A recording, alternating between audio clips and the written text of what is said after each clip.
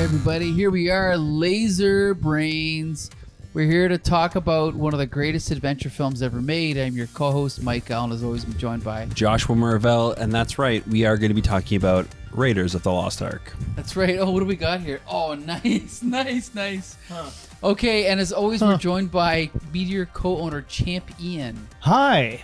Hi. Ian, thank you for screening this film tonight at Meteor. It was my pleasure. This is the first time I've seen this film as an adult. Oh. Holy moly. Right? And the first time I've seen it on anything resembling a big screen. Oh, okay. Okay, let's talk about that. Very quick. exciting. So I just saw this last summer, 2023. Okay. I probably watch this film every 2 or 3 years. Ian, what are you waiting for? I was waiting for this. Holy. I was waiting for this. I've been waiting for this since late adolescence. Yeah. I was like, you want to watch Raiders? No, I'm going to wait until 2024. I'm a grizzled old man. Yes. Right, yeah. Okay, let's summarize our experience with Indiana Jones. I saw this as a little kid. I saw Temple of Doom probably in the theater.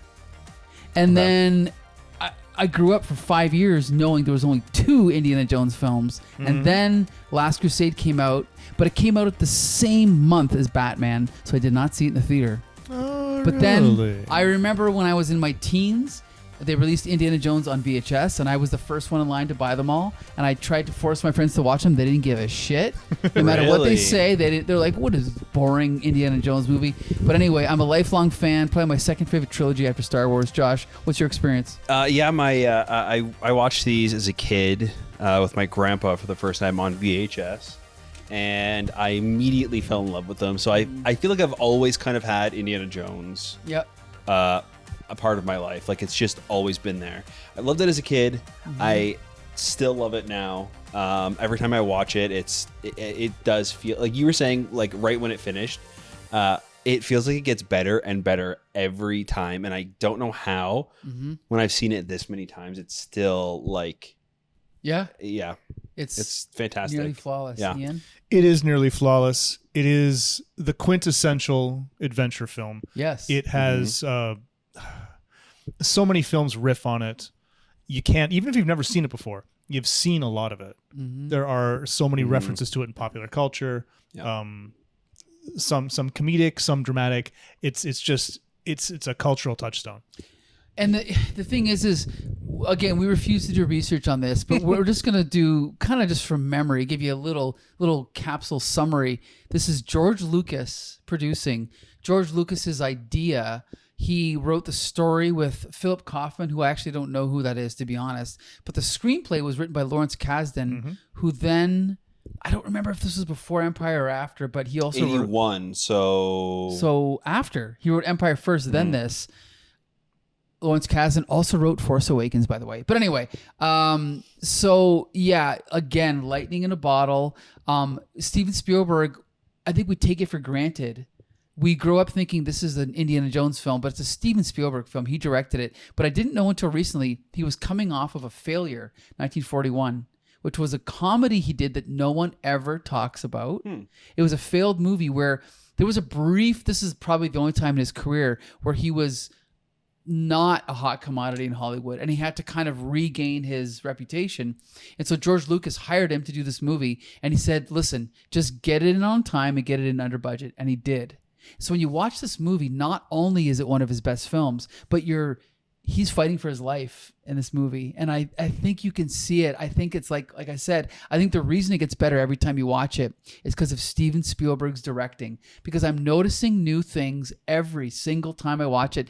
And one of the things I paid attention to was his shots. First of all, his long extended shots, but also foreground and background, things going on in the foreground, things going on in the background. And I've seen this movie 100 times.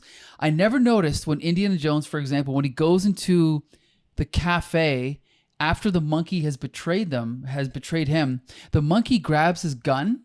And I didn't even notice. He brings it to the other guys, but it's so in the foreground and out of focus. I didn't even notice that. Exactly. Yeah. And there's little touches like that all throughout the film. There's so many little details. Like, even these moments in these like tense kind of action scenes where they splice in comedy that's not like laugh out loud comedy, but like it just adds so much to the scene. Like when him and Miriam are like running through the streets of Cairo. One of the guys gets stabbed and pushed into like a fruit cart. When he stands back up, he's got like apples speared to I the never thing. noticed that. So when I he never pulls noticed that. so the guy pulls the sword out and the apples just like they I fall never off of noticed his that. back. Oh Like my there's God. just so many Right, things. right, And it's not like this moment where we pause on it and we Sure. it's like, Right. no, it's just like this like It zips by. Yeah, sometimes Yeah. funny things happen even when horrible things are happening. Right. and it's so creative. And The one that got me was what's his name? The head Nazi with the glasses. I can't remember his name. I can't remember his name. I've only seen the movie 100 times. Well, Yeah. we all know who we're talking about. Yeah. When Creepy man. he's got Indy and Marion, he's taking off his coat. Oh, yeah, with and then he pulls out this torture device. Yes. And then he folds it into a triangle. And no, it's actually just a hanger for his Yes. jacket. Arnold. And everyone, yeah. everyone in the bar laughed. Yeah. because Spielberg also cuts to the reaction shot of Belloc and Marianne going, yeah. the relief. It's so funny. And that's when the scene ends too. Yes, like yes. it's over. We Right, don't see you're them totally right, you're until totally right. they like find Indy later. Like it's so Even okay, and this is something, Ian, you know that I used to do whenever I used to come into Pogo's and I'd order whiskey. But the fact that his face down, the fire is lighting up all the alcohol around the bar, and he just has that moment to just whiskey, and he just grabs the bottle, smashes it overhead. There's so many moments in this film, and again, But these moments, they don't take away from the seriousness of Never. the film tonally, Never. not even a little bit. And it takes a masterful, I don't know, like you have to walk a very fine line. there's You're totally moments right. in this movie that are brutal too. Uh-huh. God, seriously. Like I always forget that like this is kind of a bloody movie. it's violent. It's Yeah. like people are getting shot, people are getting murdered, people are getting stabbed. Even the monkey dies, right? Yeah. Like it's just and, you're and, right. and it's not like a gunshot and the guy falls down, right? You've got a guy that gets shot in the head. Yeah. And you see it. and it's just Yeah. like gushing out, Yeah. and Yeah. you see They, like they a don't couple pull of any shots. punches. Yeah, No. They don't pull any punches. yeah. And the thing is like, okay, there's obviously precedent to this film. Like you'd have to go back and watch like Casablanca and Treasure of Sierra Madre and all and you know whatever it may be, Adventures of Robin Hood. Like Spielberg is combining all these influences into this movie, and it's the perfect combination. It's set, first of all, when I was a little kid, I didn't know that it was set in the 30s. It wasn't until like the third or fourth viewing where you go, oh, wait a minute, this is set in the 1930s. I didn't realize that. It's set at like the perfect time period to set a film. Like the age of the age of exploration. You know, the fact that the Nazis are the bad guys, which the Nazis were the bad guys in the third film, but not the second film, right? That's something to keep in mind because I'm sure we're going to review the other ones as we go along. But it's its own, it's almost like they invented their own little genre. And by the way, I also have to give a shout out to, you know, the scene of the big giant bowl, like not boulder, but the ball rolling down. Yeah. That's actually taken from a Carl Barks comic book. I have to give credit to Carl Barks, an Uncle cool. Scrooge comic book where they all go exploring somewhere, and that exact little moment happens. Interesting. So yeah, so they're drawing from all kinds of inspirations. And again, is this the best adventure film ever made? It just might be. I think so. I think it says something that when people describe a movie now that is in this genre, they don't really use adventure film. They say it's kind of like an Indiana Jones type film. Yeah. Like that in it of itself is like, I think kind of explains how much this movie has revolutionized this genre. Like it's great. I think it's the definitive one. Ian, what do you think? Absolutely. There's no question about that. There's no question about that. It defined the genre. Like Yeah. it didn't redefine it. It invented it, and it said this is how you do this. Yes. And you're never gonna top it. You're never gonna match it. We also, okay, but I got to give a couple more shout outs. We have a little bit of James Bond influence with, you know, globe-trotting guy that, you know, gets mixed up in adventures in other exotic countries and, you know, gets the girl. We also have to give a tiny shout out to the Superman legend. A guy almost has a secret identity. He has his identity as Indiana Jones, which is dressed one way with the fedora hat and the whip. Then he has his secret identity as the professor at a university with his glasses and a slightly different wardrobe. And I love that fact. I love just these like cinematic what do you want to call them, like not predecessors, that kind of all these different things are influencing this new movie. And at the time, I believe Spielberg wanted to direct a James Bond film, and George Lucas said, I got something better than James Bond. Now don't get me wrong, I love James Bond, but these movies are better. Like, these movies are so freaking well done. Yeah. Well, the first three are anyway. Yeah, I don't know how. Like, James Bond, I feel like is so. There are some really great James Bond movies. A handful, but I think it's done so much that it would be maybe forgettable even in Steven Spielberg's hands. Like, this is just so. Well, maybe, yeah. I mean, there's no point even speculating. I mean, but yeah, I know what you mean. Like, I'm sure he would do a good job. Yeah. But this is, again, like Ian said, it's a new genre. Yeah, the spy genre hasn't existed for decades before this. Right. It was an established sort of a genre, and there are things that this movie drew from it. But you're right. James Bond has not been done to death, but it's been done to the point there's not as much new that you can just sort of pull. Yeah. And also, okay, again, we were so lucky to grow up in the 80s. Well, me and Ian did. Josh grew up in what, the 2020s? I don't remember. When was it? Late 90s. Okay. But like, again, you grew up going, oh, these movies, like, you go up thinking, I love movies. Movies are great. And then you get old and you realize, wait a minute, we were kind of in a magical time. And I'm not just saying this because I grew up in that time, but we grew up with Spielberg and Lucas and John Hughes and all these great, and even Joe Dante, right? Like all these great directors.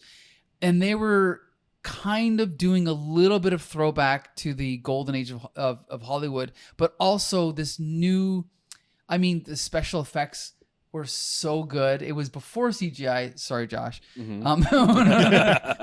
But like, okay, there's so many things we could talk about with this movie, but let's just talk about the time it came out. 81? 81, yeah. The special effects in this movie, holy moly, 99.9% still hold up to this day. And I'm actually going to jump to the end of the movie. I was haunted as a kid by the faces melting. The wax, right? Oh, yeah. Did that haunt your nightmares as a kid? Still now. Still now? Yeah.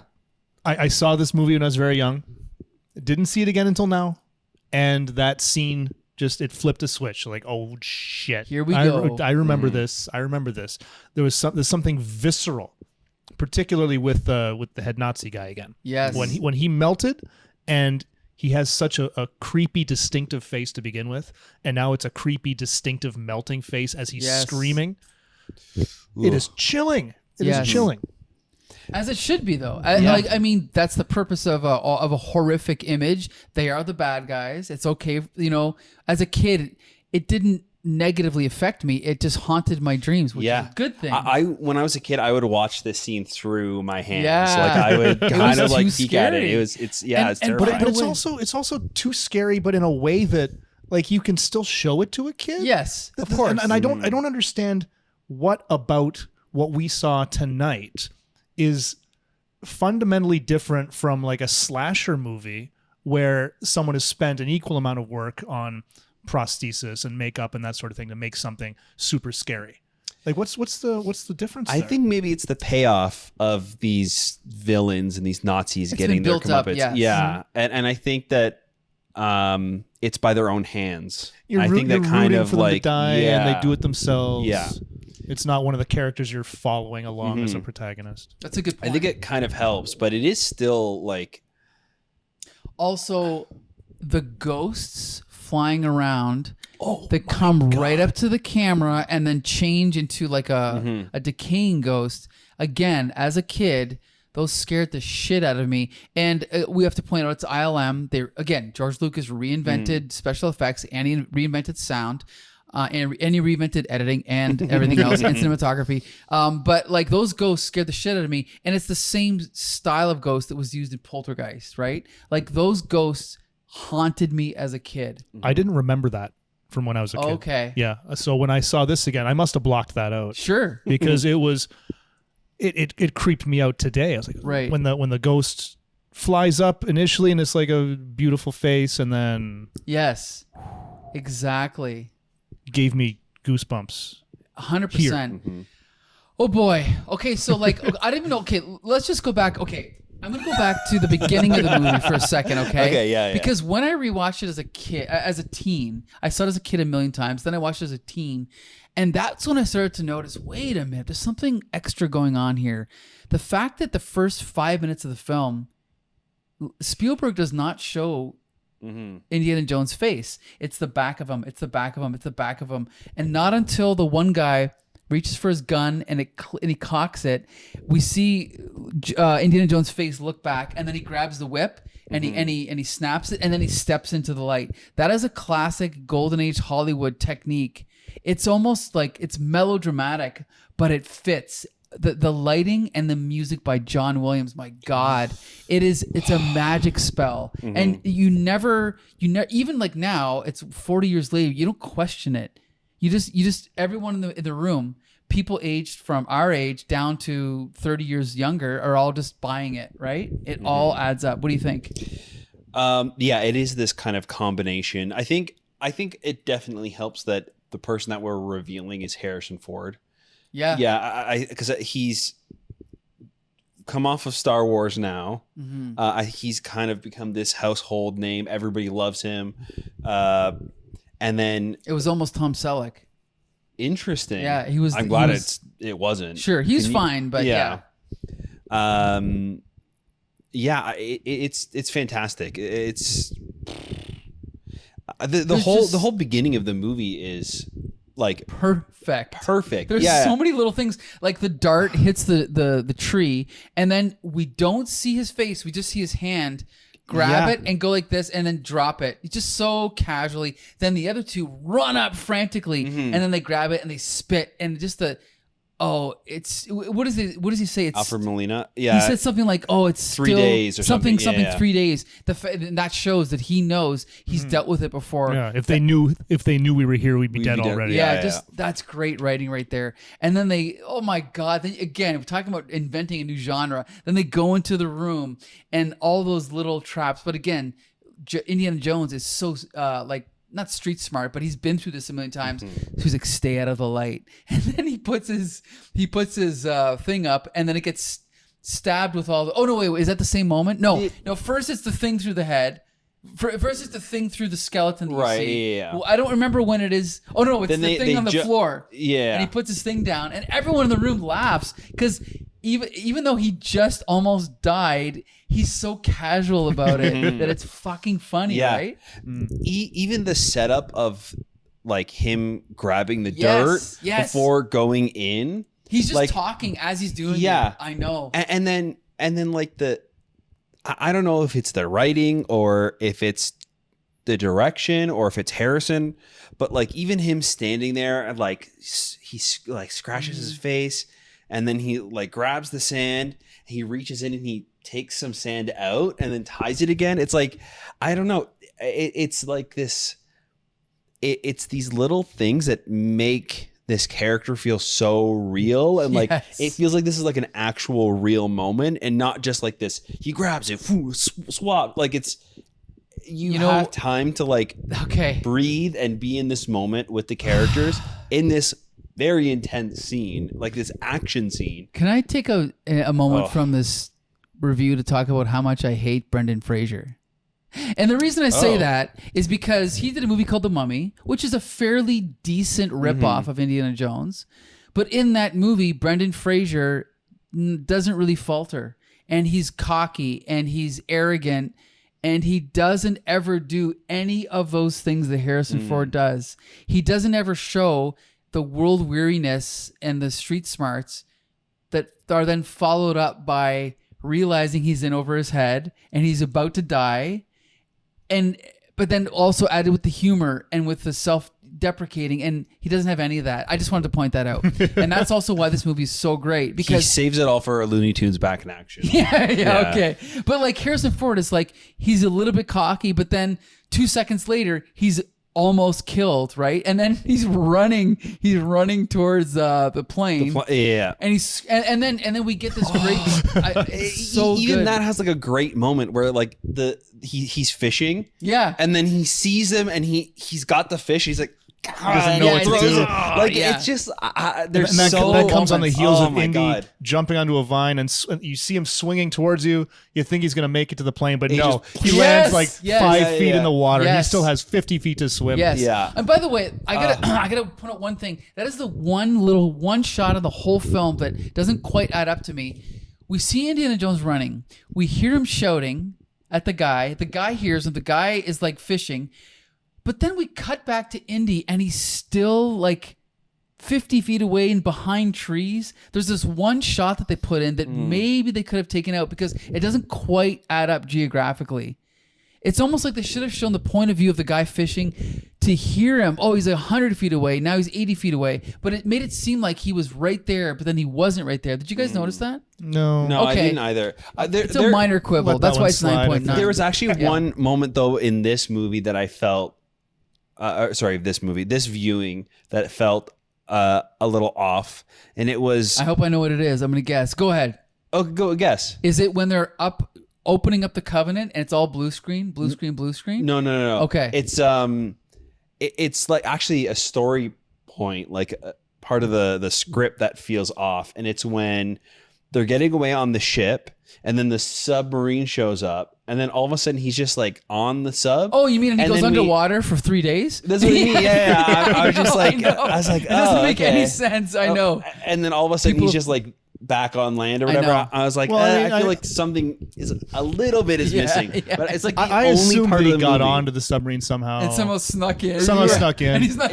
See that scene puzzled me for a second too, because he gets onto the submarine and I'm like, what are you gonna do in the submarine? Then they just sail away. Mm-hmm. I missed the part where they put the Ark on the submarine. Because that's not in the movie. Is it? Is it in the movie? I don't think it is. Kind in the movie. of. You definitely alluded see them to. taking the Ark out of the ship and taking it off. Mm-hmm.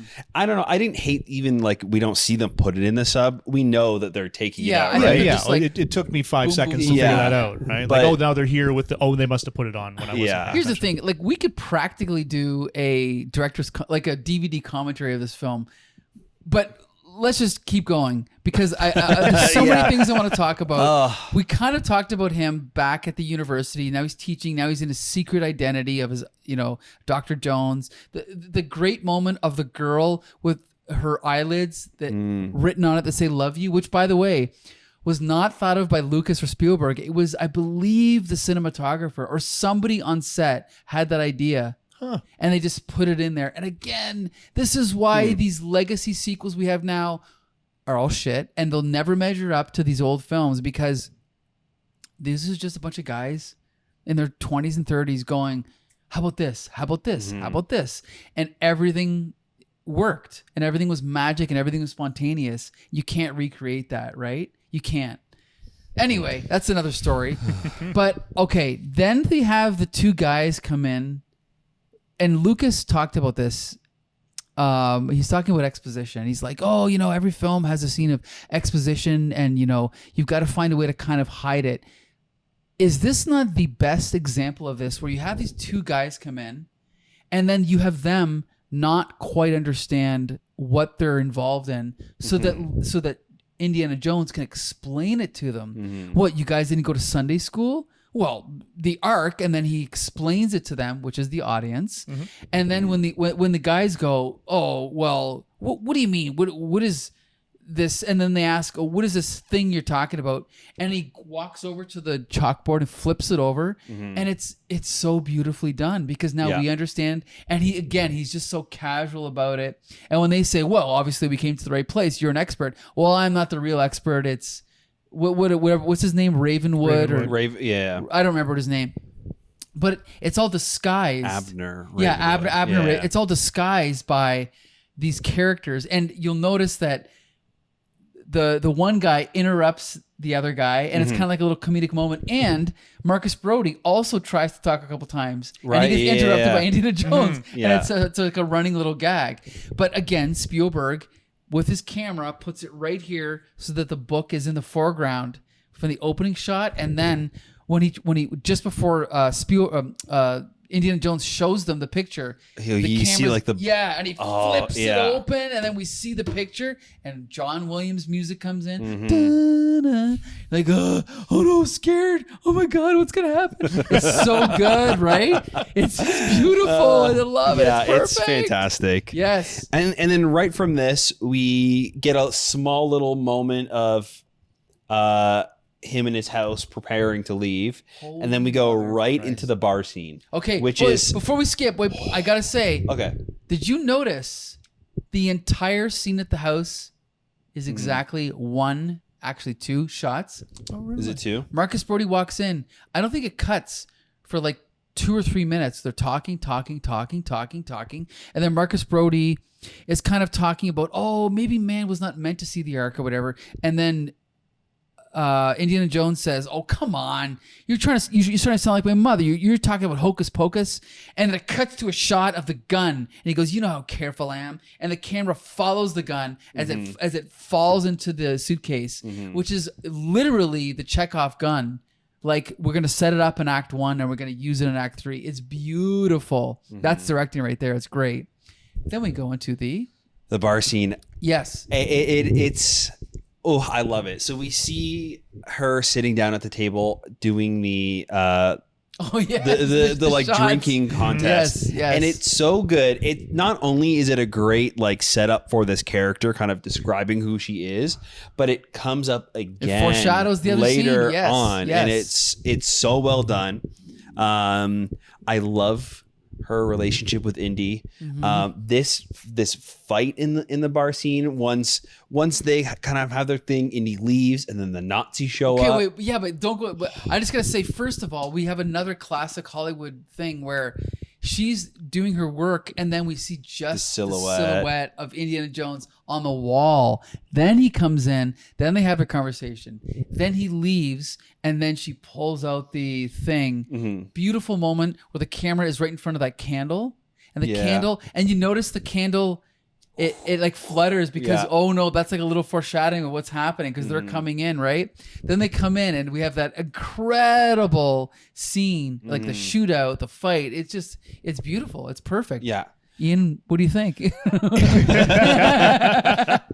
No, it's great. It did the perfect job of setting up Marion's character as being no nonsense, just not going to put up with anything. Pretty tough, right? Yep. Take care of herself. And the chemistry between her and Indiana is perfect. It's not very often that I completely buy a romance between two characters, but between the two of them, it just you get the sense just watching them 5 minutes in that they've known each other their whole lives. Yeah, that's a great point. And the fact that she's so pissed off at him for something that happened years ago. You can sense it all. It all comes out naturally. And I just gonna point out again, Harrison Ford, she's like happy to see him, and he's got that look, that expression, like, oh, everything's gonna work out, and then he just gets punched in the face. It's so great. I love it. Oh fuck. And then so then the Nazis come in, and again, as a little kid, you're watching this going, oh my god, she is in danger. And then when he leans over, your fire is going out. You're like, oh no, what's gonna happen? Even him like walking in, it's like raining outside, and when he walks into the hot bar, he starts steaming, like smoke is coming off of him as he walks in. Like, he looks like demonic. He's so scary right off the bat. And then he threatens her with like the red hot poker. Yeah, the poker. It's so that almost makes me like that sends shivers down my spine alone. Yes. Like it's so She does a great job of seeming selling scared as well too. Like, she looks terrified. And then we have this like wonderful scene of them fighting in the bar, and then the whole place catches on fire, and then like one of the best setups to like get the plot moving later on is him trying to grab the amulet of Ra Yep. and it burning into his hands, and he screams and like jumps out the window. And then later on, it's revealed that they've already found out where the Covenant is, because they actually were able to, for some reason, find a duplicate of this of the amulet. Oh no, And they didn't find a duplicate. They cast a exactly. duplicate. But they don't know. They don't know. Right, sorry. I think it's brilliant. They don't know why or how it's done, and neither do we. And then I didn't realize that until now. They don't even explain. Yeah, that's why they only have one side. And that's also why the edges are the edges of the thing are like You didn't bent. pick up on that? This movie gets better every time. Because they don't explain it to you. I didn't realize that's why. And it's like one shot. It's when he goes in and yes, I noticed that, but I never realized they got it from his hand. You knew that?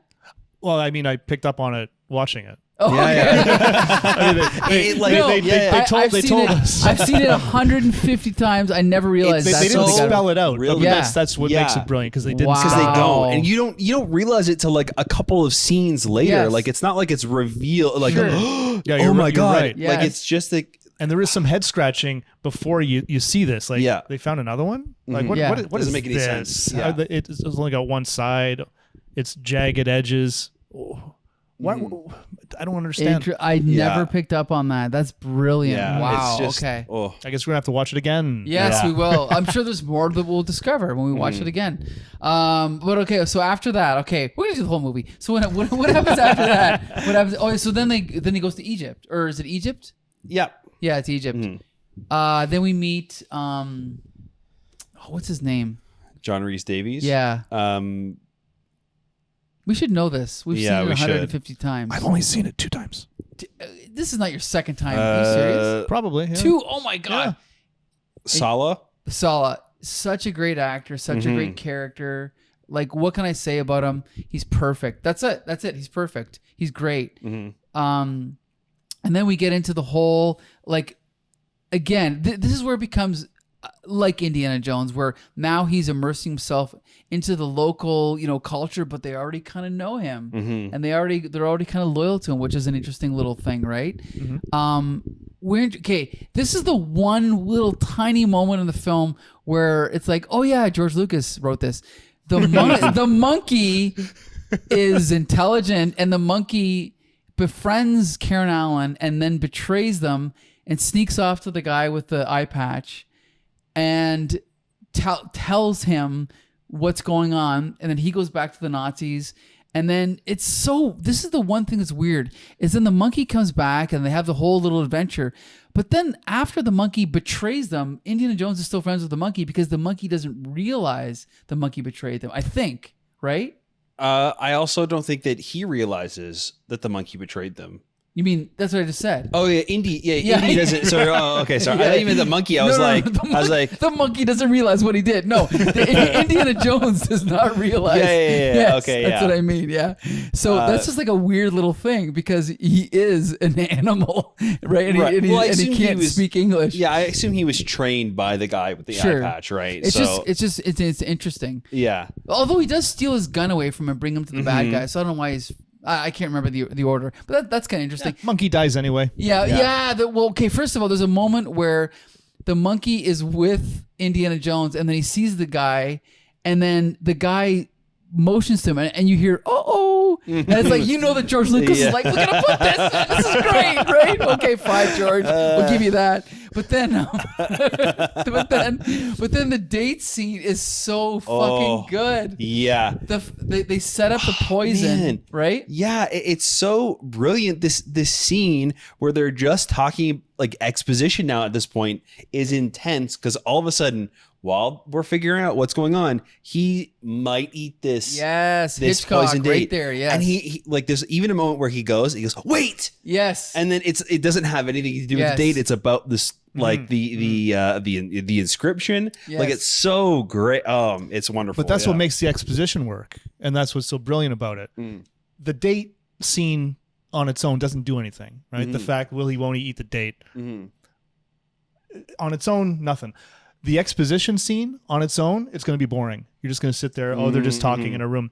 but you put the two together, and now it's magical. Yeah. Now you're listening You're to the dialogue, listening, you're yes. picking up on what's happening, but you're also like, but don't eat that, but don't eat that. It breaks up what might be a monotonous scene. You're right. It's brilliant. You're totally right. You're right. And then we actually skipped over a classic moment of the film that everyone cheered and clapped for, which is when the swordsman comes out and is trying to start a sword fight with Indiana Jones, and he just pulls out his gun and shoots him, which we know was actually ad-libbed by Harrison Ford. Did you know this, Ian? I did.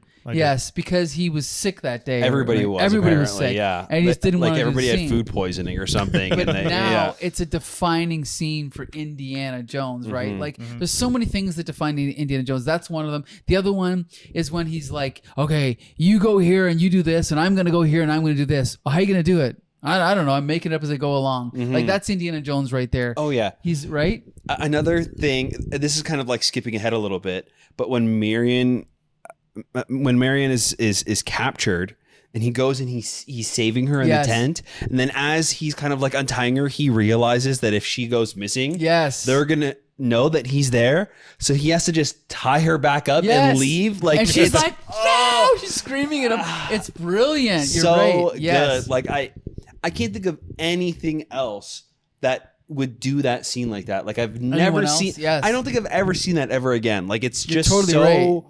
unique to this, and it works a good so point. well. And we still love Indy. You know what I mean? Like because he's right, but he's also keeping her in danger. Because you're like, oh my god, they could just kill her, whatever, blah blah blah. Yeah, it's you're right. So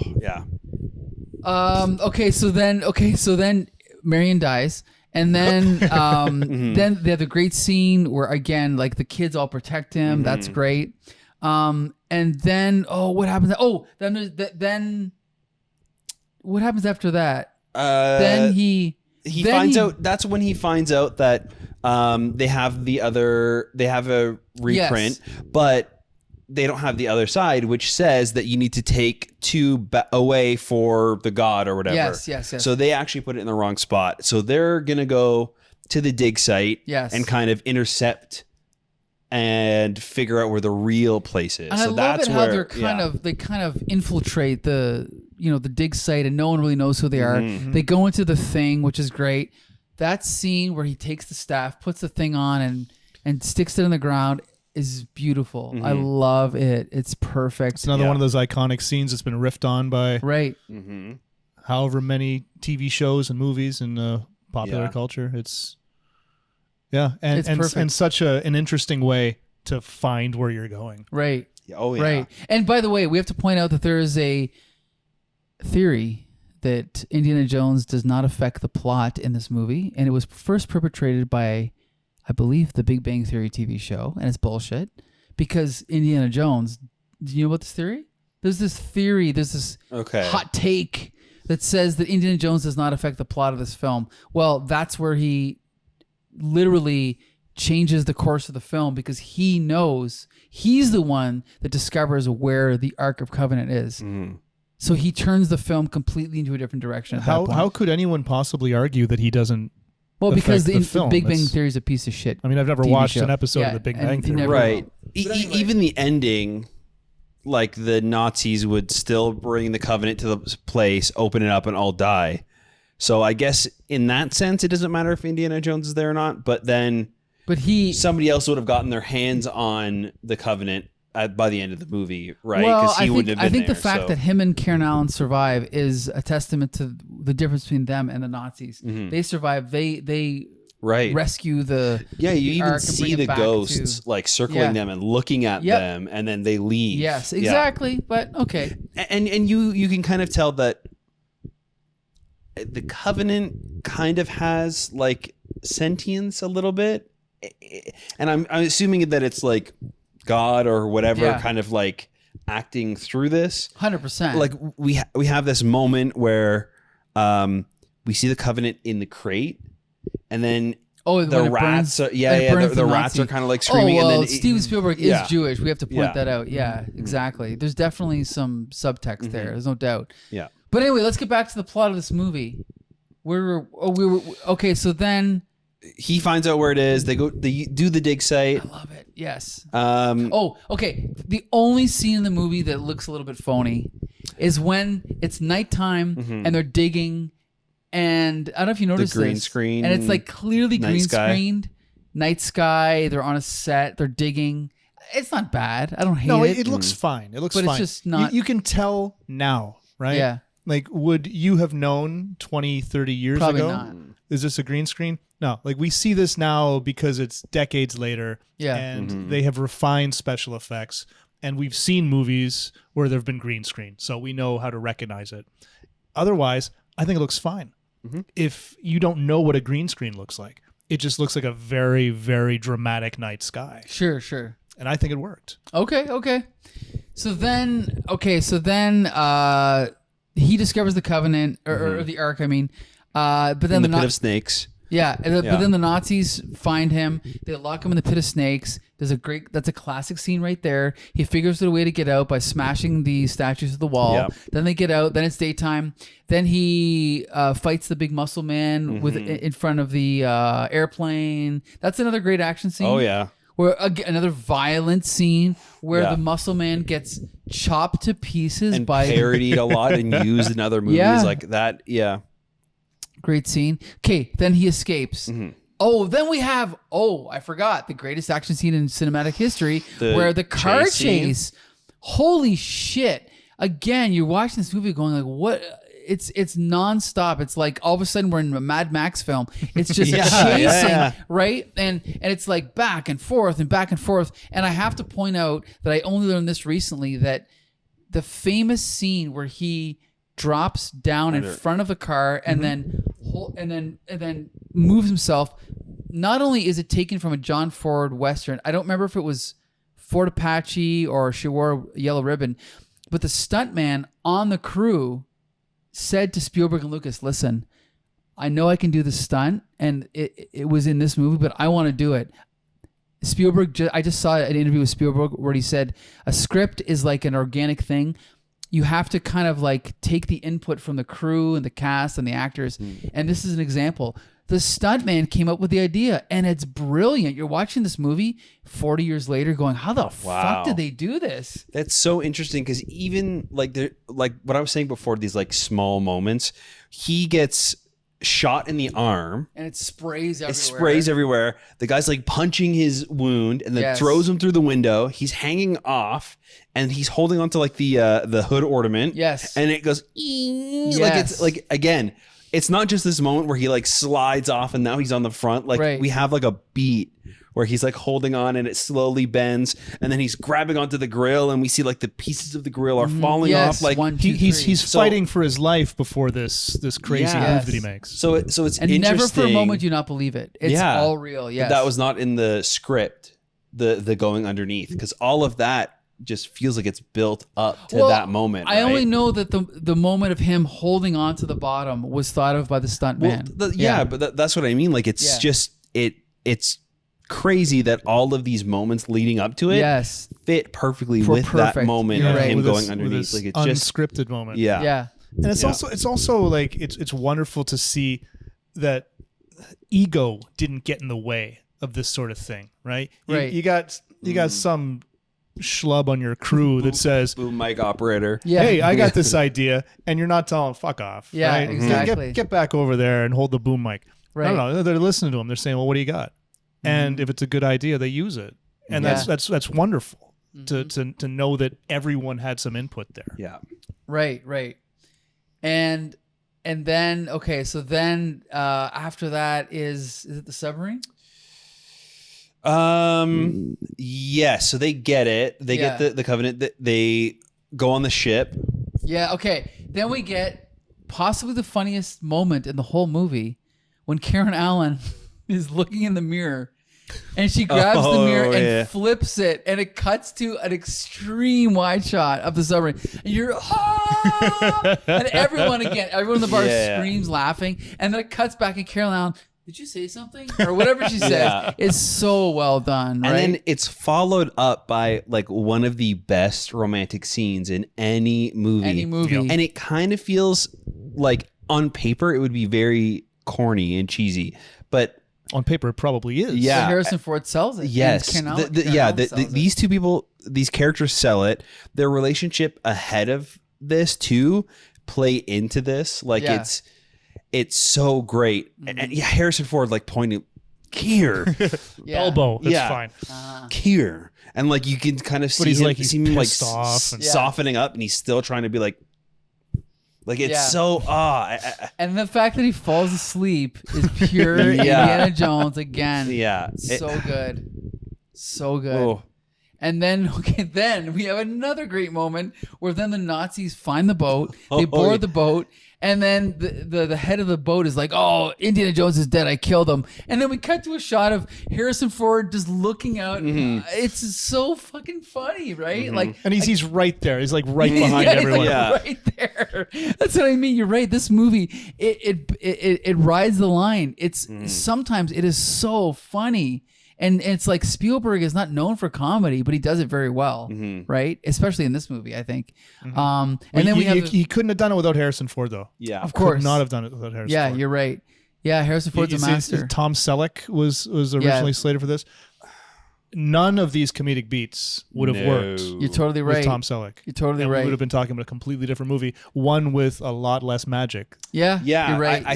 I think it would have felt very generic action hero kind of role with anybody else. It would have been like 1941, which you guys hadn't even heard of. No. That's what Indiana Jones would have been. It would have been another 1941. So then he rides the subway, or not the subway, but he rides the submarine underwater for 3 days. And then he makes his way to the port. Yeah. Not the port, but I can't remember where they go. I don't remember. But then they just go into like a remote island. And then we get to the... oh, no, wait. Before that, he threatens to blow up the Ark with the bazooka. Oh, yeah. Which is another good scene. Well, even before that, he's like completely drenched. Then he knocks out the one Nazi soldier, takes his uniform, he figures out it's too tight, and so then in that moment he gets caught and then knocks that guy out to take his uniform. It's fantastic. I love that scene too, because the Nazi soldier that finds him doesn't immediately clock him for being a spy or something, right? Even though he's like wearing he's like fixing his hair. Yeah, he's trying to act all proper. He's like, yeah. It's also brilliant because the camera never shows the other guy. It's just holding on him. Yeah. Harrison Ford reacting, and then punching him. It's great. And then we cut to, so then we have the final scene of the island, which we've kind of talked about, but it's a classic scene. Harrison Ford and Karen Allen are tied up, but they survive because Indiana Jones believes, even though he's kind of made it clear that he doesn't believe, he says, "Don't look." And that is the only reason why they survive, right? It's brilliant because of his experience with everything else he's seen in this life that we never see. We know that he's experienced with the stuff, right? Ian? Yeah, that's something that works on a lot of different levels too. Right from the very beginning of the film, they set up that he knows all this stuff, but they set it up in a way that isn't boring, right? Like the entire first 5 minutes of the film have nothing to do with the rest of the film. Right. But it's a setup for his character and his charisma and his ability to do this adventure stuff. And then they cut to another few minutes of the film. We don't need to know an awful lot about his educational background, but there's enough there when he's telling the FBI people or whoever the hell they are how serious this is. So we get all of these little elements from his backstory right away, and all of these things pay off later. And that, even though he's like, "Oh, I don't believe in this hocus pocus," you know that he does because of his experience with all of this. Right. And I really love that. That also kind of like mirrors with his relationship too. Like he's kind of, you can tell that he's won't commit, and he's kind of like not really into the mushy stuff, and then slowly kind of. Well, it's almost like he doesn't believe consciously, but subconsciously he does. Right. Yeah. That's what it is. Yeah, that's great. It's like it comes out at the end. But it's brilliant. And then, of course, we get the classic ending of him trying to negotiate with these guys and figure out what's going on. Like, "Oh, don't worry, we've got top men working on it." And then we get that classic shot of locking up the crate and just pushing it into this warehouse of all these other things, which again is so brilliant. It's almost like, it's like you said, Ian, when something's been imitated so many times. Sometimes when I go back and watch this, like maybe my teens, I go, wait, is this movie the first one to do that? Yeah. Oh yeah, no, this is the movie. Are other things riffing on this, or is this riffing on other things? Because it's so been done. But yeah, though, this is the movie. Yeah, it's just brilliant. And I also got to say, I love how casual the ending is. The credits just roll. And then you realize when they were making this movie, they weren't planning on a franchise. They just made a movie. And when you go to the beginning of the movie, the font is completely different from the poster. The poster is Raiders of the Lost Ark, which was then reused for Indiana Jones and Raiders of the Lost Ark, Indiana Jones and the Temple of Doom, Last Crusade. And this movie, remember? It's a completely different font. It just said Raiders of the Lost Ark. Yeah, it's just like some guy on his little... This was not an Indiana Jones movie at the beginning. This was not an Indiana Jones movie because there was no such thing as an Indiana Jones movie. Exactly. This movie had to exist before the franchise existed, obviously. But and you see this so often with franchises that maybe shouldn't have had sequels. Yeah. Right? And granted, they got a couple of good ones out of this before things went completely off the rails. But it's interesting to see the genesis of that, to see like they didn't have any idea that there was ever going to be a sequel. Yes. So they didn't set anything up. It just, there we go, the end. Yeah. That's a movie. Good point. And I miss those days. I miss those days where you could have a movie like this and just let it be a movie, not we're going to set up an Indiana Jones cinematic universe. Yeah, like post-credit sequence of, oh, now you got to do the Last Crusade, or whatever, maybe. No. Yeah, the box that they put on top of the crate like falls over and it's like a new item. I know, yes. You're totally right. That's a good point. Yeah, some ghosts fly out of it and then Iris White. The next movie, I know. Yeah, that's a good point. There was something else. Crap, what was I going to say? I don't remember. Oh, this is the other thing too. Is again, Ian, we're almost the same age, but imagine growing up and knowing again Raiders of the Lost Ark, then Temple of Doom, and in my brain, there's 2 Indiana Jones movies, and that's it. 5 years between 84 and 89 is a long time to wait for a movie when you're a kid. That's like that's literally half your life, right? Right. So you wait half your life and then there's a new one? This is what they should think of when they're making sequels.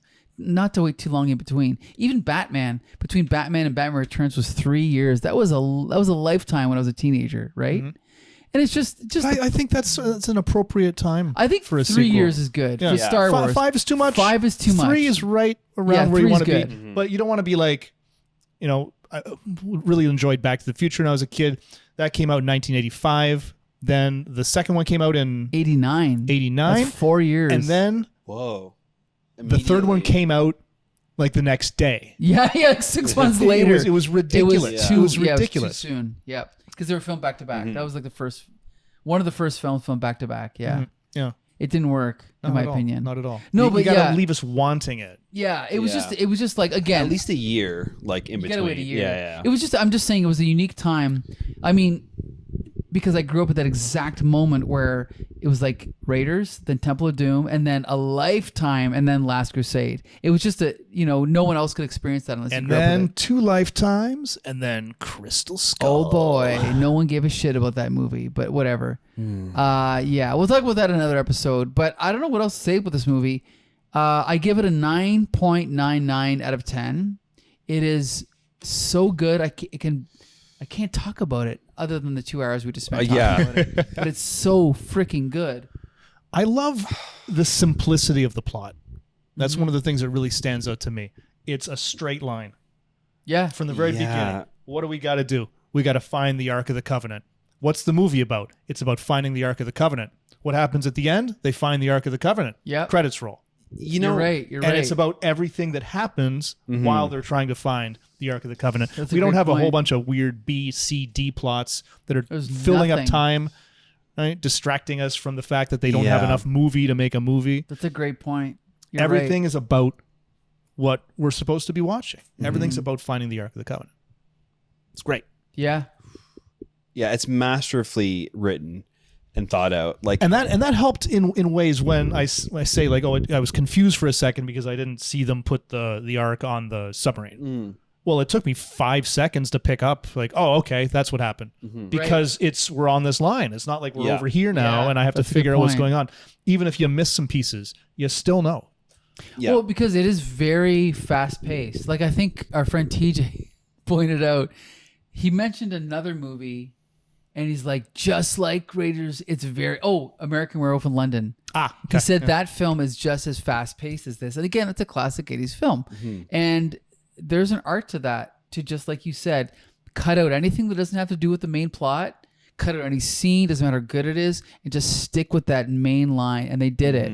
Everything fits with that main line. I think what really works with this movie too is that we have moments that kind of feel like they're not part of this like main story, but then a few scenes later, it comes back into play. Like, I think that's also the beauty of it. Like, it is a straight line, but it feels like you don't get all the pieces right away. Sure, it's so clever, and that's partly why upon repeated viewings, you notice things because just like the scene of the exposition with the chalkboard, they're tricking you into you're not realizing you're watching a movie. You're not realizing you're watching a plot. You're just entertained by everything that's happening. And then when you rewatch it, you go, oh my God, everything fits together perfectly. Everything's about one thing. Like you said, it's all just about the Ark of Covenant, right?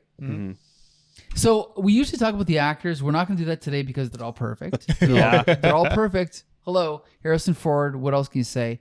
No one else could have done this, as we said. Tom Selleck, maybe, but probably not. No, not at all. Sorry, not at all. No. And I mean, Marion's who played her? Karen Allen. Karen Allen. Yeah, she was absolutely perfect as well. I mean, I could not imagine another person in that role. The crazy thing is George Lucas originally did not want to cast Harrison Ford because his quote was, he said something like, I don't want Harrison Ford to be my Bobby De Niro in the way that Robert De Niro acted in all of Martin Scorsese's films. Okay.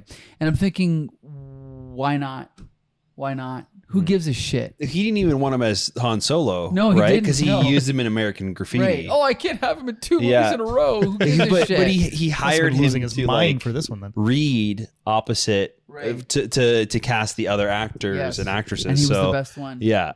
He is so good. Again, we take it for granted because we've seen it, but he is so good and so casual and just so in the moment. He's never trying. He's never acting. He's just who he is, right? Yeah. And the casualness is what largely sells it, even when he's being cocky. Yeah. Right? He's being casual about it. He's not in your face about anything. He's just kind of relaxed through the entire thing until he gets in over his head.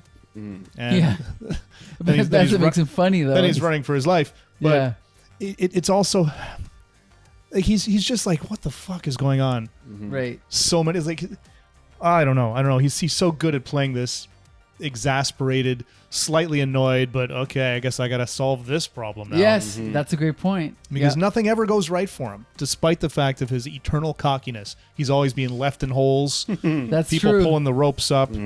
He's getting sealed up in things. He's seeing snakes everywhere. He's not having a good day, but he's just, we'll get through this. Yeah, that's great. That's a great point. Casual but confident. Amazing. Yeah, there you go. Okay, so there you go. One of the best films ever made, Raiders of the Lost Ark, and we will be talking about Temple of Doom and Last Crusade, but not the other two because they suck. So be sure to join us for those episodes, as well as reviews of many other classic films. And also, if you're in the area, join us every Wednesday at Meteor for movie night. Meteor Uniplex. Yes, except for Christmas Day. We're not except doing for Christmas Day. Don't come Christmas Day. Every other night of the week.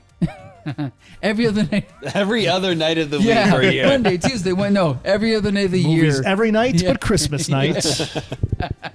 Be sure to join us for Meteor Uniplex. Thank you, Champion, Wednesday for having nights. us. Yes. Yeah. Thank you, Champion.